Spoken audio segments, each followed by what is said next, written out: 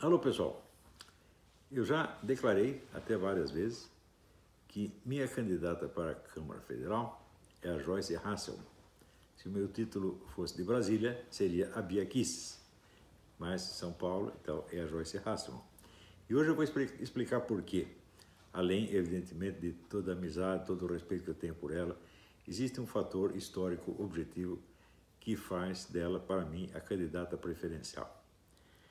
Eu já expliquei também várias vezes que o pilar central do poder comunopetista ou comunolarápio no Brasil é a mídia.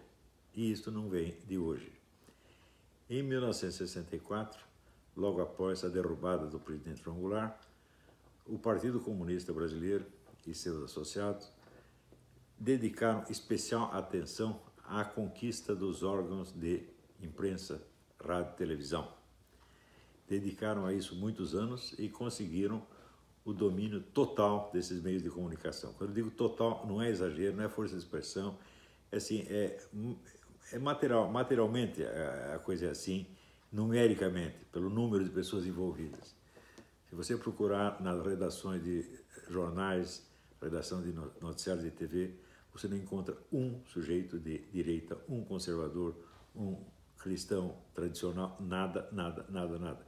Eles tiraram todo mundo, não só nos cargos pequenos de redação, desde o repórter, copydesk, etc., mas até os colunistas, pessoas de grande destaque. Os conservadores foram sendo banidos um por um. Eu me lembro agora, por exemplo, do Meira Pena, do Antônio Olinto, do Lenildo Tabosa Pessoa e muitos outros foram sendo apagados da mídia. O Antônio Olinto, o nome dele ficou banido da imprensa brasileira durante 20 anos, embora fosse um autor que tinha livros traduzidos em 28 países, um homem de sucesso mundial. No Brasil ele desapareceu. Mais tarde voltou, botaram na Academia Brasileira como uma espécie de prêmio quase póstumo, assim, às vésperas da morte, deram esse prêmio de consolação para ele. Então, este fator foi decisivo na história do Brasil. Por quê? O que é a mídia? A mídia é o fornecedor dos fatos em cima dos quais as pessoas criam as suas conclusões e as suas preferências. A matéria-prima de toda a discussão vem na mídia, que se chama mídia por estar exatamente no meio, por intercomunicar as várias partes da sociedade umas com as outras. Então, uma função absolutamente essencial. Todos os historiadores conhecem a regra segundo a qual a difusão dos fatos produz novos fatos. Então, em qualquer época da história que você verifique, a difusão dos fatos é um poderosíssimo fator causal na história humana. Portanto, aquele que regula o fluxo dos fatos passados, regula o fluxo dos fatos seguintes. E isso tem acontecido no Brasil desde o tempo do regime militar. Não se iludam com a ideia de que o regime militar controlava tudo. Na verdade, o regime militar não controlava nada, sobretudo na mídia. Era impossível ao regime militar tirar um comunista da redação. Não tirou nenhum jamais. Os únicos comunistas que foram realmente prejudicados naquele período foram os que trabalhavam no Correio da Manhã, porque o jornal faliu. Então, o pessoal da esquerda que estava ali, como Otto Maria Carpo ou Carlos Heitor Coni, que não era propriamente da esquerda, mas era um aliado, eles simplesmente perderam o emprego porque o jornal faliu. Né? Quanto à chamada imprensa nanica, eu já expliquei para vocês que o pessoal que fazia sucesso na imprensa nanica eram os mesmos que dirigiam a grande imprensa. Então, simulando uma situação falsa na qual a direita era a dona da grande mídia e a esquerda era o grupo de heróis que resistiam bravamente na imprensa nanica. Tudo isso é absolutamente falso. A direita não tinha poder nenhum nas redações.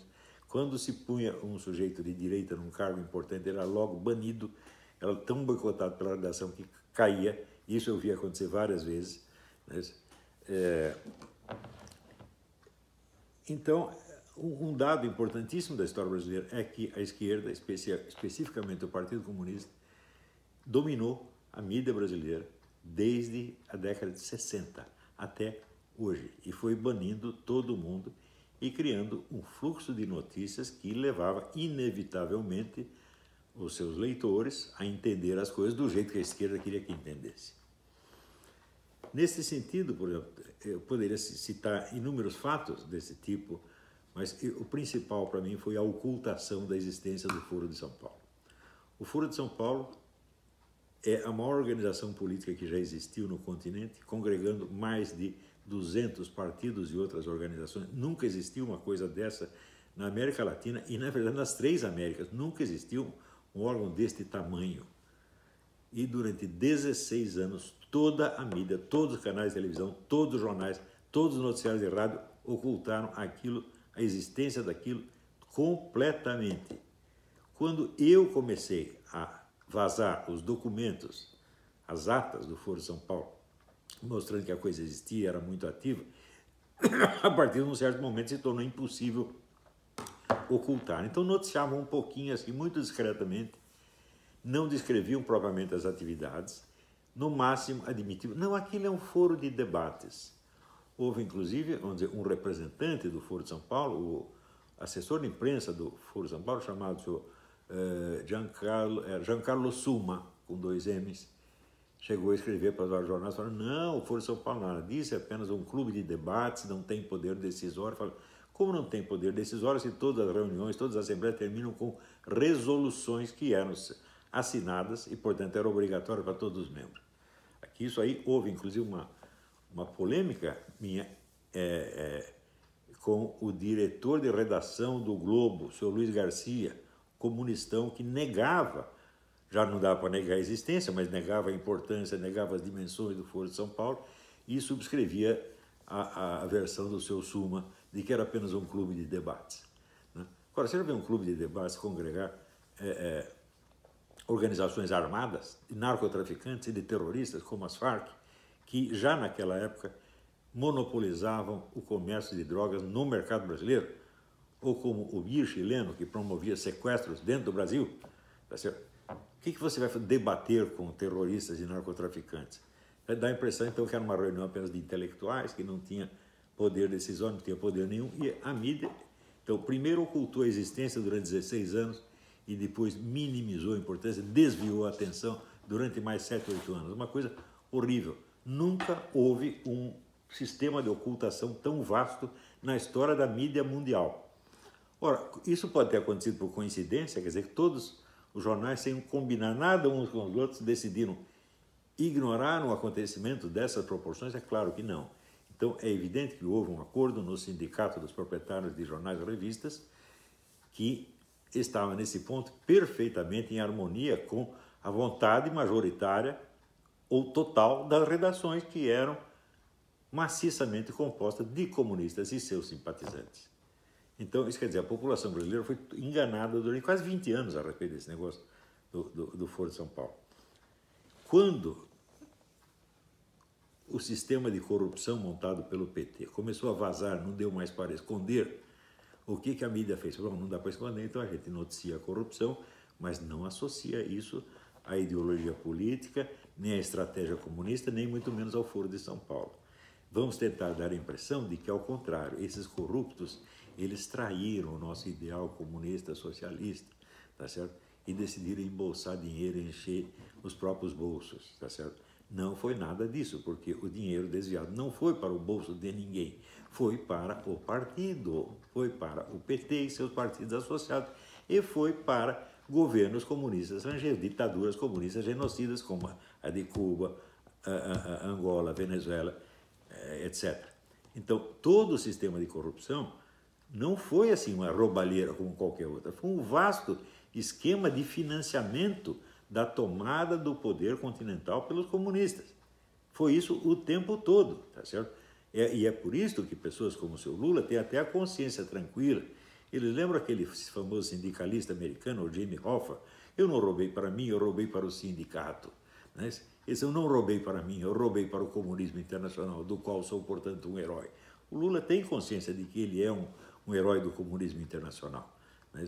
Só que toda essa roubalheira foi feita para financiar a construção de um sistema criminoso infinitamente maior, que é baseado no terrorismo e no genocídio. Então, os delitos contra a propriedade foi feito para financiar, vamos dizer, um vasto esquema de delitos contra a vida humana, de crimes contra a humanidade. Portanto, e esses crimes contra a humanidade não eram futuros, eles já estão acontecendo. Na Venezuela estão matando gente um atrás do outro, tá certo? E matando gente por motivos políticos, para consolidar o poder do seu Maduro, não é isso? Como faziam no tempo do Hugo Chávez, já era a mesma coisa. Vocês leiam o livro do Leonardo Coutinho, que se chama Hugo Chávez, O Espectro, é um livro absolutamente indispensável, todo baseado em documentos oficiais, que mostra, então, a total interpenetração de corrupção, terrorismo e narcotráfico, tudo como instrumento para criar o sistema de poder comunista na América Latina. Ou seja, é um concurso de crimes como nunca se viu no continente. Crimes contra a humanidade, tá certo? Que estavam sendo financiados com dinheiro roubado do povo brasileiro. Ora, e sem a colaboração da mídia, nada disso poderia ter acontecido. A mídia foi o fator essencial, porque a mídia acobertou tudo isso. E quando vazava um crime, ela tratava de separar esse crime dos restantes. Tipo, vão-se os anéis, mas fiquem nos dedos. Não custa sacrificar uma figura aqui, sacrificar uma porcaria de uma Dilma, um outro Zé Mané qualquer, ou até o próprio Lula, se for necessário, para preservar o essencial, que é o esquema de apropriação comunista do continente. A mídia foi o instrumento essencial de tudo isto. Né? Não é que a mídia tem viés esquerdista. Fala, não. Viés esquerdista é um sujeito de fora que vê alguém com uma certa simpatia. Ela não tem um viés, ela é parte do sistema. E digo mais, é a parte principal. A mídia foi o primeiro setor que o movimento comuno-esquerdista, derrubado em 64, chegou a dominar. Isso foi a partir de 64, no dia seguinte, 64, inclusive com a colaboração idiota do próprio governo militar, que não entendia o que estava acontecendo, né? Os militares, né, tinham uma noção realmente infantil do que fosse a Revolução Comunista, só entendiam o lado militar da coisa, não tinham a menor ideia do que fosse a ocupação de espaços, a estratégia de guerra cultural, nada disso. Fui eu que os avisei disso a partir da década de 90. Eu comecei a falar disso em tudo quanto era clube militar, escola de guerra naval, escola de comando de Estado-Maior, etc. E eles recebiam aquilo como uma grande novidade. Depois que eu cheguei a publicar algumas dessas conferências, eu condensei no livro A Nova Era da Revolução Cultural, em 1993. O primeiro sinal de que algum militar tinha tomado consciência daquilo levou 8 anos para aparecer. E foi um artigo do general José Fábrega, publicado num jornal militar, no qual ele dizia, é mesmo, isso aí está acontecendo. E daí veio o saudoso general Sérgio Coutinho, que escreveu 2 livros excelentes explicando didaticamente a estratégia gramsciana. Mas isso já tinha se passado 10 anos da publicação do meu livro. E ainda eu não via nos meios militares uma consciência clara da abrangência e do poder do inimigo. Eles tinham, em geral, uma visão adocicada. Isto quando não se deixavam seduzir por esta coisa. Eu vi com os meus 2 olhos um presidente do clube militar do Rio de Janeiro, dizendo que o sonho da vida dele era aliar-se com o pessoal do jornal A Hora do Povo, jornal que celebrava Joseph Stalin como o maior democrata do século XX, o salvador da humanidade. O homem sonhava com isto. Eu cheguei a ver várias reuniões entre militares e civis, tá certo?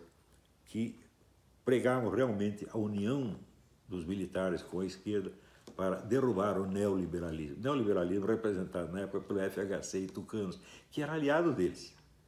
Então, era tudo uma briga fingida. Por que eu digo briga fingida?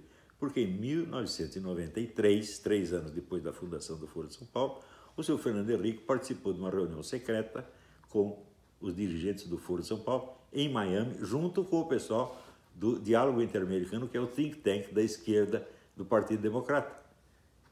Esta reunião foi noticiada somente no jornal cubano Grama, edição local, não edição internacional, do qual me chegou a primeira página com a chamada de umas 15 linhas, mais ou menos.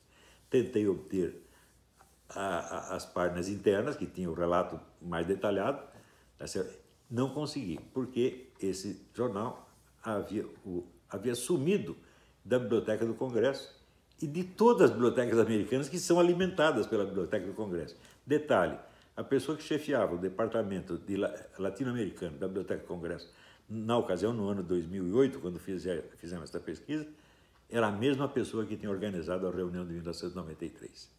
Então, por aí você vê a ramificação até onde vai. O esquema, vamos dizer, é internacional, tem vasto apoio de megafortunas, de bancos, de organismos internacionais, tudo isso para facilitar a tomada do poder na América Latina pelos comunistas. Tá certo? Então, o seu FHC e o partido dele sempre colaboraram com isso. E faziam aquela briguinha de comadre, tá certo? Diante das câmeras, né? Aquele discurso contra o neoliberalismo. Eu escrevi um artigo na época, né, dizendo, olha, tem aqui a reunião dos neoliberais, o G8, dos governos neoliberais, que eram aparentemente a bête noire, o inimigo por excelência do comunismo. Né? E quando você via ver, os 8 governantes ali reunidos eram todos de esquerda. Então, veja, se não fosse esta imensa falsificação, não é fake news. Falar de fake news, olha, isso é eufemismo. Isso não é fake news, isso é uma visão inteira falsa. Uma obra de engenharia mesmo, né? Mantida, enganando o povo brasileiro durante 2 décadas ou mais.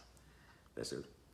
Por isso mesmo, eu, quando falaram a primeira vez da candidatura do Jair Bolsonaro, eu não me entusiasmei muito, porque eu pensava o seguinte: você quebrar esta hegemonia esquerdista da mídia é muito mais importante do que você tomar a presidência da República. Porque o presidente da República, você bota ele lá com a mídia desse jeito, a mídia vai fritar o cara. Né? Já ficou claro várias vezes como é fácil, né, a mídia derrubar um presidente. Facílimo, né? Então, deixa eu pegar um café.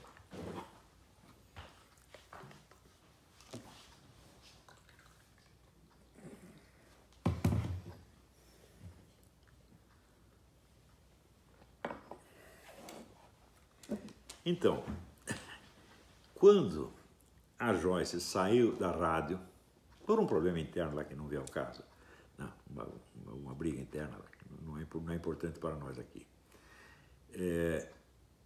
ela começou a montar esse sistema dela, Joyce Hasselman TV. Eu disse, Joyce, você vai ter mais sucesso do que essa gente toda, você vai vencer a mídia inteira, você está criando um império de mídia. Né? E fiquei muito entusiasmado com aquilo, porque foi a primeira pessoa que fez um ataque frontal à mídia inteira, desmascarando todo mundo, e obteve uma audiência muito superior da Folha de São Paulo, do Globo, etc, etc. Eu falei, essa moça é que está fazendo a coisa certa, e eu vou apoiá-la até a morte. Mais tarde, quando apareceu a ideia da candidatura, ela me perguntou se devo me candidatar. Eu falei, não, Joyce, porque você está começando este projeto de mídia que é o futuro do Brasil. Você largar isso para fazer uma candidatura seria uma perda. Porém, daí me explicou, o Jair Bolsonaro me pediu para ser candidato. Falei, opa, então aí é outro motivo. Ele sabe o que está fazendo. Ele vai precisar de apoio no Congresso, vai precisar de mão forte, e ninguém tem mais mão forte do que a Joyce Hasselman. Por que ela tem mão forte? Porque ela é anti-mídia. Ela condensa em si a verdade do jornalismo brasileiro que foi sufocada por todos esses bandidos ao longo de várias décadas. Hoje mesmo eu li um artigo do tal do Gilberto de Menstein. O Gilberto de Menstein tem uma coluna que chama Quebrando o Tabu. Hoje em dia todo mundo é assim, é o quebrador de tabus, é o marginal, é o outsider, todos eles, eu não tenho um sujeito que diga eu sou establishment, tá? Todo mundo é anti-establishment, principalmente aqueles que são o próprio establishment. Né? Então, esta pose, eu nunca me ostentei como destruidor de tabus nem nada, eu simplesmente digo o que eu estou vendo, do jeito que eu estou vendo, tá certo? Não pretendo nem escandalizar, nem anestesiar ninguém, tá certo? Mas o Gilberto de Menstein é uma dessas figuras que trabalha intensamente para a manutenção do establishment esquerdista e posa de quebrador de tabus. Ele não está quebrando tabu nenhum. Por exemplo, o sujeito fala assim, vamos destruir a família patriarcal. Eu falei, olha, há mais de 40 anos eu não vejo nenhuma família patriarcal, meu Deus do céu. Eu só vejo família onde o garoto de 14 anos manda. Né? O pater família assim, não existe mais há muito tempo, portanto você é açoitando um cavalo morto e se fazendo de herói. Mas, vamos destruir o machismo. Bom, cadê o machismo? Eu ando pela rua, só vejo jovens efeminados. Será que isso aí é o machismo? Né? Então tudo isso é um fingimento, é um teatro. Né? E nós sabemos que esse pessoal da esquerda é especialista em teatro, porque já explicava o Dr. Andrei Lobachevsky que quando um grupo de psicopatas domina a sociedade, ele espalha em torno legiões de histéricos. E o que é o histérico? Histérico é o sujeito, já expliquei, que não acredita no que ele vê, mas ele acredita no que ele mesmo fala. O mundo do histérico sai da boca e entra no ouvido. Então, tudo que ele fala substitui a realidade. E tipos como Gilberto Dimenstein vivem disso. Então, hoje ele estava se queixando, falou, olha, eu nunca vi tanta violência contra, né, nós da imprensa, eles estão nos xingando, eles estão nos oprimindo. Eu falei, olha, vocês fizeram isso com os outros durante 30 ou 40 anos. Só que é o seguinte, vocês os atacavam, não é na internet e não é na imprensa alternativa, vocês atacaram na imprensa alternativa e internet por aqui e pela grande imprensa por cima. Vocês, como sempre, é a pressão de baixo, a pressão de cima, é a velha técnica comunista. Vocês fizeram isso durante 40 anos. Agora, surge de baixo algumas vozes que ainda não têm menor espaço na mídia, xingam vocês e agora vocês são os coitadinhos, vocês são as vítimas. Né? Quer dizer, é uma coisa muito torta, muito sem vergonha. Mas eles vão fazer isso, eles vão fazer de coitado. E note bem, nos próximos dias vai ser divulgado, a Joyce divulgou essa treta aqui, houve esse acordo dos 600 milhões para queimar a reputação do Bolsonaro, e nos próximos dias ela vai divulgar uma outra do mesmo estilo, que vem por aí por uma revista semanal também. Aguardem, vocês verão. Então, ela é uma mulher que praticamente sozinha, claro, tem outros que estão entrando no mesmo trabalho, como o pessoal do Terça Livre, do Antagonista, todos eles estão fazendo um belo trabalho, o Felipe Martins, né? Mas ela é, vamos dizer, o navio principal, ela está indo na frente, né? E ela é que está derrubando o muro.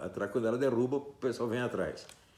Então, só por isso aí, eu acho que ela não só merece não é que ela merece um lugar na Câmara Federal, nós merecemos tê-la na Câmara Federal e nós precisamos dela.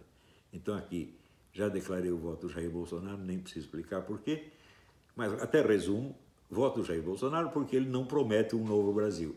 Ele promete resolver alguns problemas específicos e determinados, dos quais ele entende. Né? Então, ele prometeu resolver o problema da segurança pública, que é o maior problema brasileiro, morrendo 70 mil brasileiros por ano, e prometeu, através do seu ministro da Economia, Paulo Guedes, diminuir os impostos e movimentar de novo a economia brasileira, que está estrangulada por um governo faminto, voraz, tá certo? Consumidor de todas as energias nacionais. Ele prometeu fazer essas duas coisas, ele pode fazer. Ele disse que vai fazer algo pela educação também, mas ele não diz exatamente o que, ele também não sabe direito o que. Eu vou sugerir algumas coisas para ele. Mas ele prometeu esses dois itens. Ora, eu vejo as eleições anteriores, cada candidato publicava um livro assim, né? O meu Brasil ideal, o Brasil que nós queremos. Todos inventavam um Brasil inteiro. Mas tudo é para picaretagem, pô. Ninguém tem a capacidade de inventar uma sociedade inteira ou de reformar uma sociedade inteira. Nós temos que nos ater a problemas que estão ao nosso alcance. Eu digo, olha, o problema da segurança pública, o problema de preservar as vidas dos brasileiros que estão sendo ceifadas uma atrás da outra, o Bolsonaro tem capacidade para resolver isso, sim. E para resolver o problema da economia, para desamarrar a economia brasileira, o Paulo Guedes tem capacidade, sim. Então, por isso mesmo, voto do Bolsonaro. Agora, voto na Joyce Hasselmann, porque ela foi a primeira ameaça séria ao poder onipotente da mídia nacional, que vem nos enganando há várias décadas. É isso aí, Joyce, vamos em frente. Você ainda vai ser, não apenas deputado, você vai ser presidente da Câmara. É isso. Até a próxima, obrigado.